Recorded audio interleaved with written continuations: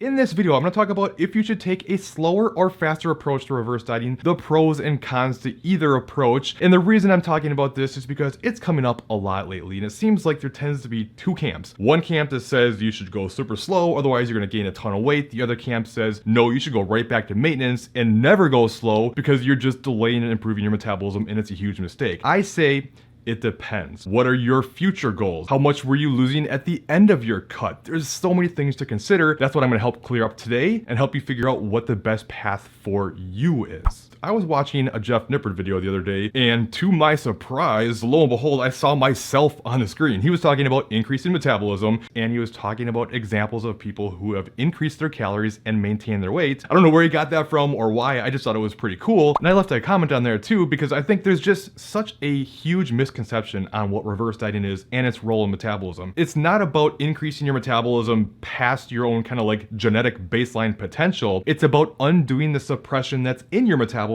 because of the dieting you've done. He even mentioned in the video himself, My main gripe with reverse dieting is that I just don't think it's necessary to go slowly. After a diet, I think it makes much more sense to go straight to your new maintenance right away. Then, once you're at your new maintenance, you can more gradually increase your caloric intake from there. and for the most part, I agree, but again, it just kind of depends. Another thing you need to consider here is that your maintenance calories is a moving target. And when you diet and you lose weight, your maintenance calories is gonna drop. So just because your maintenance calories was say 2,500 calories before you started your diet, now that you're done with your diet, you can't just go back to 2,500 calories or you're gonna gain weight quickly because one, you now weigh less, so naturally your maintenance calories is gonna be lower. And two, it really appears that you see greater slowdowns in metabolism than would just be predicted by weight loss alone, especially when taking extreme methods. So what you're doing with reverse at the end of the diet is helping your maintenance calories get back up to where it should be while helping minimize weight gain during the process. But even with all that said, I still think it just really depends on the individual because we all have different goals and you need to take those things into consideration. For instance, a bodybuilder who's done with their show prep and now bringing calories back up is going to want to make a much faster increase than just a lifestyle person who is just kind of looking to roughly maintain afterwards. You might actually do better taking a slower approach, and by doing so, possibly even losing a little bit more as long as you're feeling okay and creating a little bit more wiggle room before you have to start a cut down the road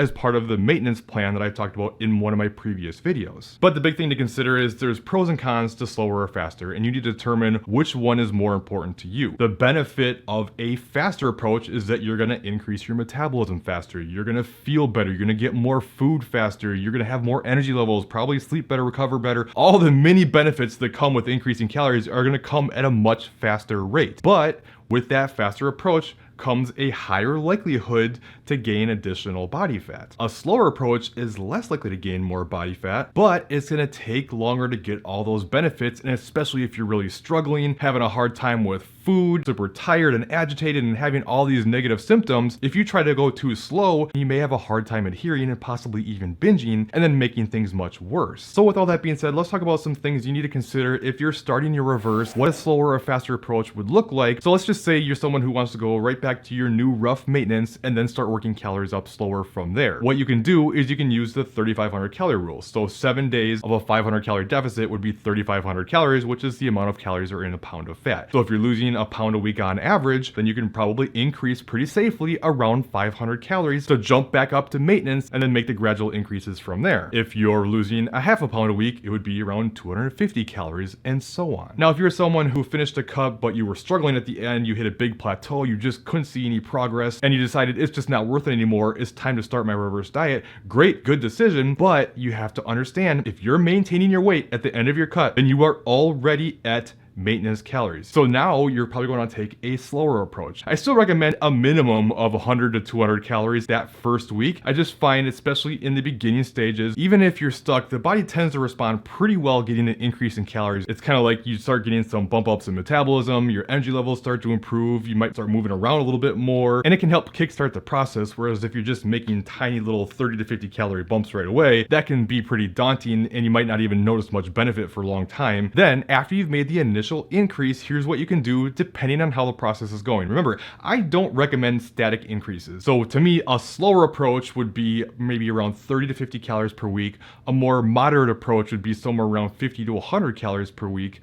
And a faster approach would be above that, but again, depending on how things are going. If you're losing a pound a week, then a 100-calorie increase isn't that fast. Another thing you need to consider is how well you're adhering to the plan. Do not take a slower approach if you're not adhering. You may have done this before. I see it happen all the time where you're kind of scared to gain weight, so you don't want to take a faster approach, but now you keep overeating because it feels too restrictive. You're so hungry and you just really struggle. Well, then in that case, you want to take a faster approach and give yourself a higher calorie target that seems more realistic that you can actually adhere to, even if it's a small surplus, because you're still going to consume less calories by having a higher calorie target that you stick to than a lower calorie target that you end up blowing out the water because you keep having massive binging episodes. And no matter who you are, if you're afraid to reverse diet, trust me, you're not alone. But if you're in a bad spot metabolically and you're too scared to do this, you're just going to either keep yourself stuck feeling like crap on low calories, or what happens to most people is they end up saying, screw it, it's too much, I can't do it anyways, and then gaining way more weight than they would have even doing a reverse diet. So if this has been you and you are scared to reverse diet, I want you to check out this top video next, and I'll cover some things you need to consider to help you get past that fear. Otherwise, I think you like this bottom video instead, and I'll see you in one of those other videos.